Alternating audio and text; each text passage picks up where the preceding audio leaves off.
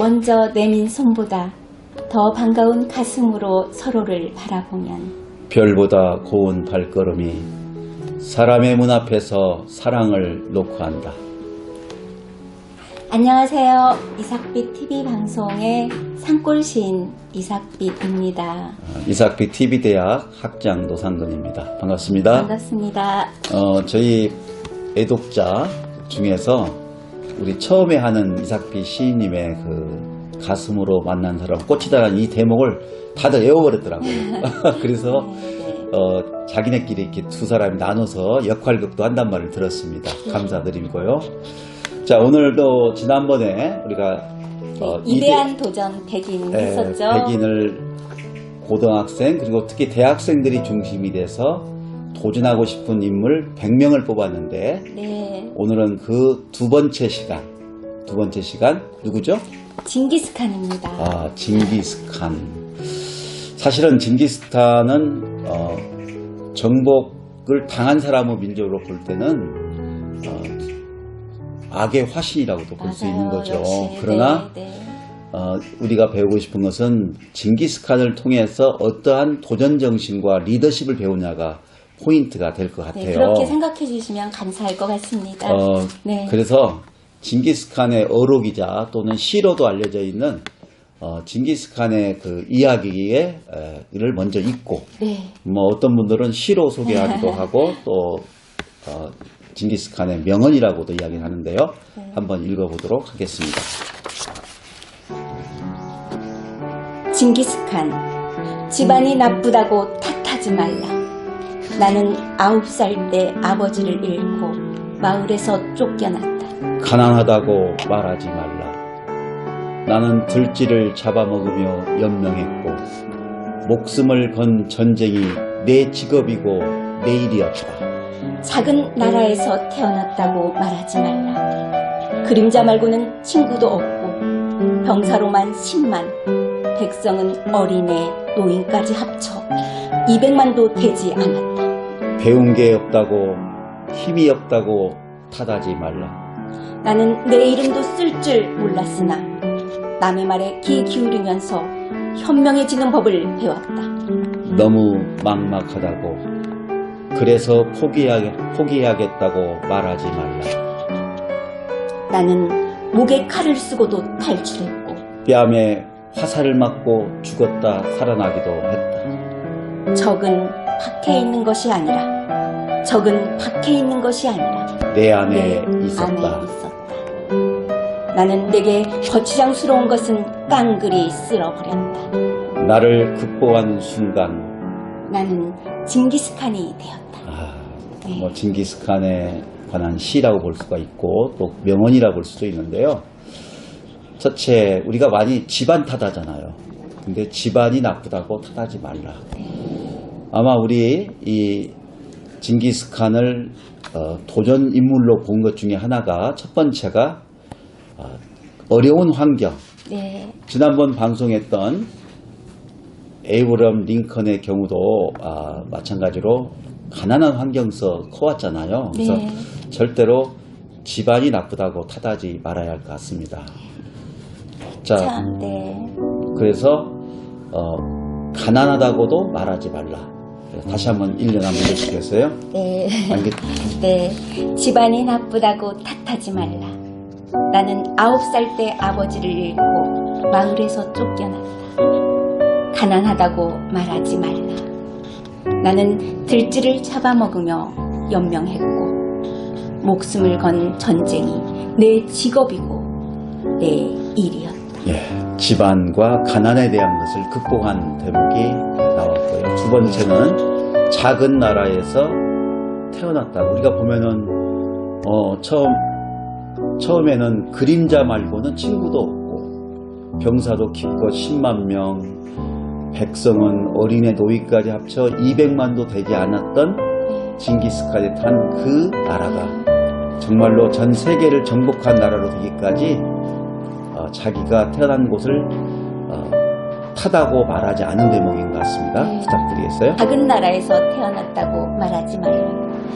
그림자 말고는 친구도 없고 병사로만 10만, 백성은 어린애, 노인까지 합쳐 200만도 되지 않았다.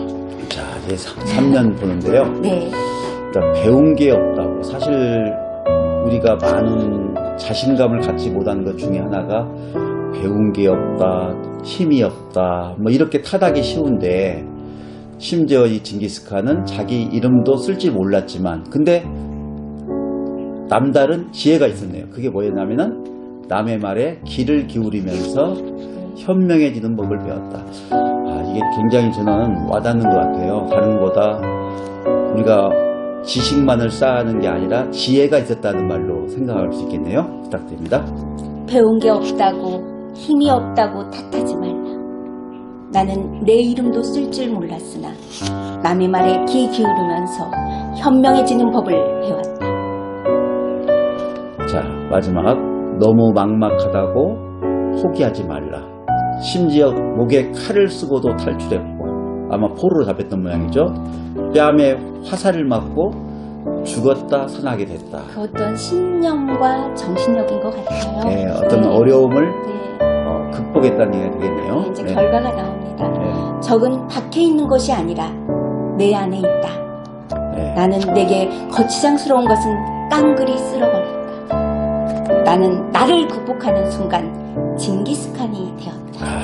제일 중요한 것은 적은 밖에 있는 게 아니라 내 안에 있었다. 네. 아마 이 징기스칸을 통해서 우리가 배울 수 있는 것은 그의 강한 신념과 이야기 같습니다. 나를 극복한 순간 나는 징기스칸이 되었다. 자, 그러면 우리 이대한 도전 100인에 들어가서 징기스칸을 한번 살펴볼 건데요. 네. 그 마지막 대목부터 먼저 읽고 시작을 할게요. 왜냐하면은 지금 징기스칸의 그 명언이라 볼 수 있는 이야기인데요. 네. 징기스칸의 이야기입니다. 나는 사치를 싫어하고 절제를 존중하오. 사치를 싫어하고 절제를 존중하오. 나의 소명이 중요했기에 나에게 주어진 의무도 무거웠소.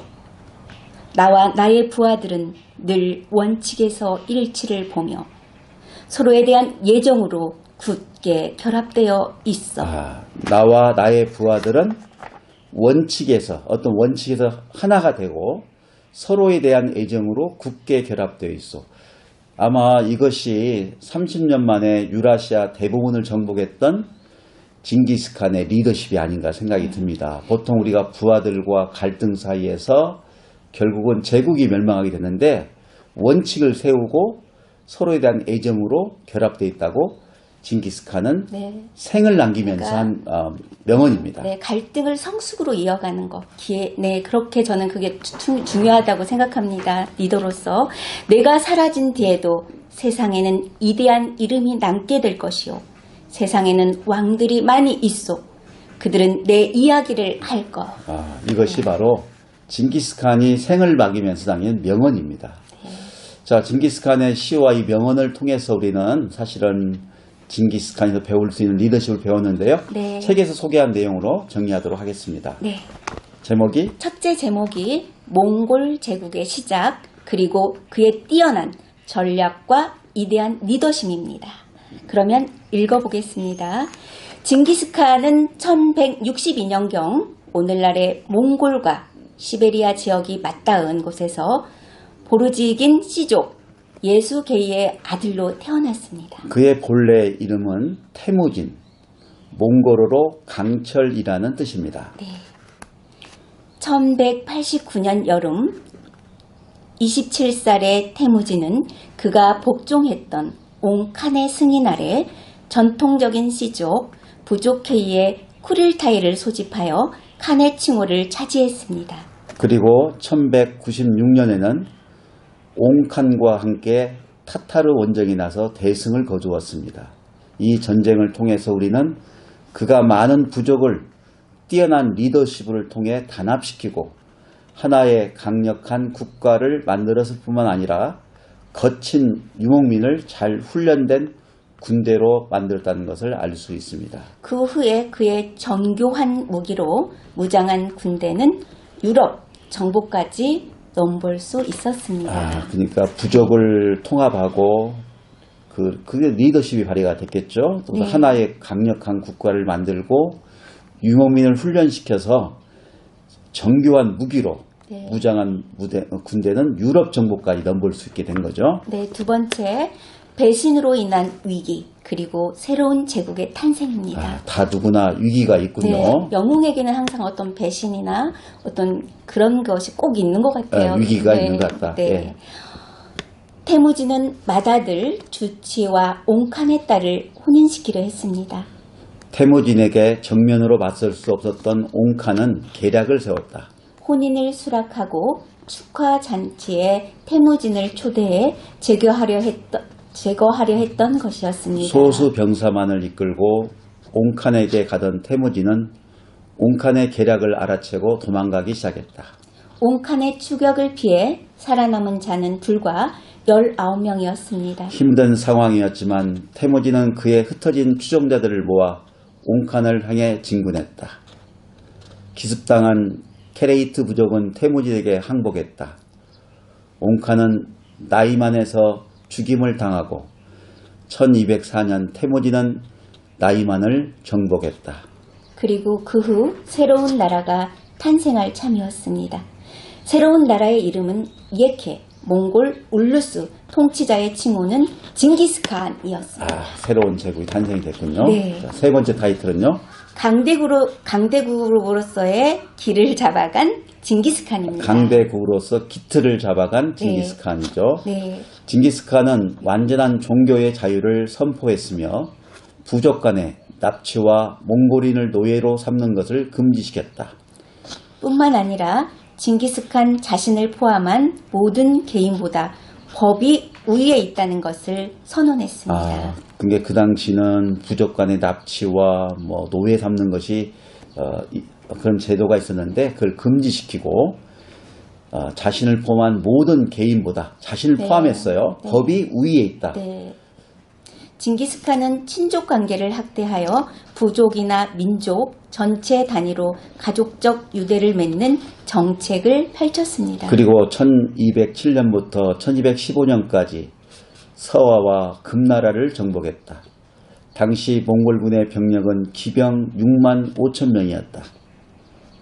지구력 강한 몽골 말과 고도로 조직화된 부대 편제는 몽골군의 기동력을 세계 최강으로 만들어 주었습니다. 여기에 공성전이라는 것은 성을 이렇게 공격하는 전술과 무기, 굳은 충성심과 규율, 적에게 불안과 공포를 불러일으키는 선전 전술, 적이 제대로 대응하기 전에 전격적으로 기습하는 전술 등으로 몽골군은 위세를 떨쳤다. 잠깐요.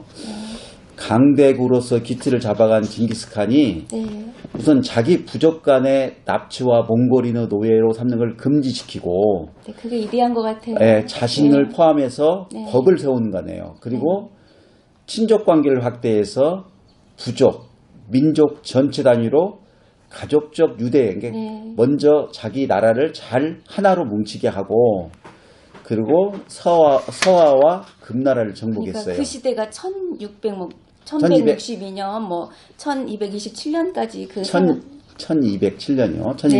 1215년까지. 그 사이에 그러니까 있었던 일들인데 이렇게 대단하신 것 같아요. 그리고 중요한 것은 몽골군이 유럽을 점령했던 건 뭐냐면 지구력이 강한 몽골 말 그리고 고도로 조직화된 부대 편제. 이게 지금도 이 전술은 받아들 것 같아요. 그러니까요. 이게 기동력을 중심으로 세계 최강의 군대를 조직한 것 같습니다. 그리고 공성전 전술, 성을 공격하는 전술, 무기, 밤에 굳은 충성심, 또 룰. 이 하나하나가 징기스칸이 전 세계를 정복했던 구체적인 전략을 보여주고 있는 용어들입니다. 그리고 적에게 불안과 공포를 불러일으키는 선전 전술, 공포를 해서 스스로 무너지게 하는 거죠. 그래서 적이 제대로 대응하기 전에 전격적인 기습 전술, 이 모든 것들이 저는 여기서 군대를 갔다 왔기 때문에 더 이런 이야기와 용어들이 더 와닿겠죠.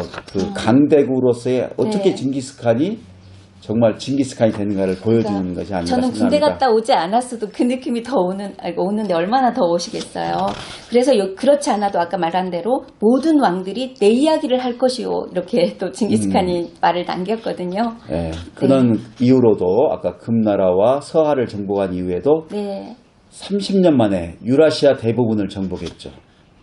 후세의 많은 사람들은 그가 악의 하신이었으며 수백만 명을 학살한 잔혹한 야만인이라고도 말하는 사람이 있습니다. 하지만 그것만이 징기스칸의 전부는 아니라는 네, 사실입니다. 제가 서두에 말했지만 네. 정복당한 사람이 볼 때는 징기스칸은 바로 이런 악의 화신으로 볼 수도 있죠. 근데 오늘 우리가 배우고 싶고 도전의 인물로 하는 이유는 강철 같은 리더십을 통한 맞습니다. 소수 부족의 단결, 먼저 부족이 단결했고 네. 아까 말했던 것처럼 뛰어난 군사 전력가로서의 자질은 네. 최고의 업적과 능력이었고 아까 징기스칸을 위한 그 시나 어록을 통해 알 수 있지만 생을 마감하면서 그 이야기를 다시 한번 듣고 이제 방송을 마칠까 합니다. 나는 사치를 싫어하고 절제를 존중하오. 나의 소명이 중요했기에 나에게 주어진 의무도 무거웠소. 나와 나의 부하들은 늘 원칙에서 일치를 보며 서로에 대한 예정으로 굳게 결합되어 있어. 내가 사라진 뒤에도 세상에는 위대한 이름이 남게 될 것이오. 세상에는 왕들이 많이 있어. 그들은 내 이야기를 할 거요. 라는 명언을 남기셨습니다. 예. 생을 마감하면서 자신있게 세상에는 왕이 많이 있지만 내 이야기를 할 것이라고 마감을 했는데요. 네. 자, 이 독서대학을 후원하신 분은, 박성옥 전 전주 중앙여고 교장 선생님이십니다. 네. 퇴직 이후에도, 이삭빛 천사본부 사무국장으로서도 활동하고 계시고, 본부장. 본부장으로 네네. 활동하고 계시고, 또 네. 실질적으로 봉사활동도 많이 하고 계셔요. 그리고 또 은퇴는 새로운 시작이다는 말 생각해서 네. 클라리넷도 배우고 있고, 또 회장님도 배우고 계시잖아요. 우리 학장님께서도. 네, 아니에요? 클라리넷도 배우고 있고, 네. 그 다음에 태극권도 배우고 있어요. 그래서 제가 볼 때 아니 전주에 보면 유명한 어머니가 아들을 이렇게 품고 있는 모악산이라는 곳이 있는데 네. 그 모악산을 3,000번을 올라갔던 와, 대단한데요? 한라산도 아마 근 100번에 도전할 정도로 네. 시간만 나면 한라산에 그 백록담에 가서 인증사를 써 따뜻한 징기스칸이신데요. 도전 정신이 있는 분이 아닌가 네. 생각해서 네. 이 징기스칸 방송을 후원한 것 같습니다. 박성호 교장 선생님 늘 화목한 가정 그리고 실질적인 봉사활동 또 새로운 도전이 바로 이 징기스칸의 정신과도 잘 맞는 것 같습니다. 어머님을 모시고 살면서도 가족 간의 화해를 이끌고 있는 화합을 이끌고 있는 우리 박성호 교장 선생님께 박수 한번 해주시고 또한 후원 감사드립니다. 자 이제 이삭피디님 네. 징기스칸 한마디 하고 오늘 방송 마치겠습니다. 저는 아까 적은 밖에 있는 것이 아니라 내 안에 있다. 적은 네. 내 안에 있다. 네, 그 말이 너무 와닿았고요. 그래서 그걸 극복한 순간 나는 네, 징기스칸이 되었다. 징기스칸이 됐다. 그리고 오늘날 세계에서 가장 유명한 묘비명 중에 조지 버나드 쇼의 묘비명이 우물쭈물하다가 내 이럴 줄 알았다 이런 말이 있거든요. 그래서 희망을 품지 않는 자는 절망도 할 수 없으니까요. 우리는 언제나 희망을 가지고 도전했으면 좋겠습니다. 네. 이름도 처음엔 쓸지 몰랐지만 네. 남의 말에 귀를 기울이면서 현명해진 법을 배웠다. 징기스칸 시에 나와 있는 한 대목이었습니다. 자, 이제 독서대학 여러분 많이 후원해 주시고 또 좋아요도 많이 눌러줘서 이렇게 힘을 주시면은 이렇게 좋은 방송으로 여러분과 같이 하겠습니다.